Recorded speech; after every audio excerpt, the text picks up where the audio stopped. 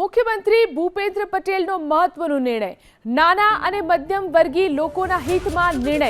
રહેણાંક મકાનમાં ટ્રાન્સફર માટેની ડ્યુટીમાં પણ લાભ તબદીલી. ટ્રાન્સફર માટે ભરવાપાત્ર ડ્યુટીની 80% સુધી રકમ કરાશે માફ. એલોટમેન્ટ લેટર શેડ સર્ટીથી કરાયેલા ટ્રાન્સફર પર 80% ડ્યુટી માફ કરાશે. મુખ્યમંત્રી ભૂપેન્દ્ર પટેલે રાજ્યના નાના અને મધ્યમ વર્ગીય લોકોના વ્યાપક હિતમાં આ મહત્વનો મહેસૂલી નિર્ણય કર્યો છે.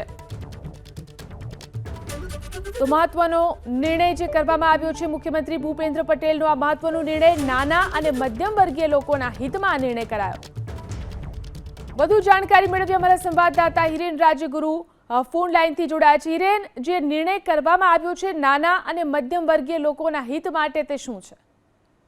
ગુજરાત સ્ટેમ્પ અધિનિયમ 1958 ની કલમ 9 ની ક કલમની અંદર આ છે જે સુધારાના કારણે નાના અને મધ્યમ વર્ગ કે જેને આવાસ ટ્રાન્સફર કરવાની હોય, એટલે કે જે મકાન તેમને ટ્રાન્સફર કરવાના હોય તે રીતે આ મકાન ટ્રાન્સફર થતા હોય છે. એક અલોટમેન્ટ લેટરથી ટ્રાન્સફર થતા હોય છે અને એક શેર સર્ટિફિકેટથી ટ્રાન્સફર થતા હોય છે, જેની અંદર તેને 100% રકમ ભરવી પડતી હતી. પરંતુ રાજ્ય સરકારે નિર્ણય લીધો છે એ મુજબ હવે તેમને જે સ્ટેમ્પ ડ્યુટી ભરવાની થશે તેની અંદર 80% સ્ટેમ્પ ડ્યુટીની એટલે કે તબદીલી રકમની માફી આપવામાં આવી છે. હવે માત્ર 20% અને આ પ્રકારના આવાસો છે, જે સોસાયટી છે નોન ટ્રેડિંગ કોર્પોરેશન સોસાયટી હશે, તેમાંથી જે મકાનો ટ્રાન્સફર કરવાના છે એ ટ્રાન્સફર કરવામાં માત્ર 20% અને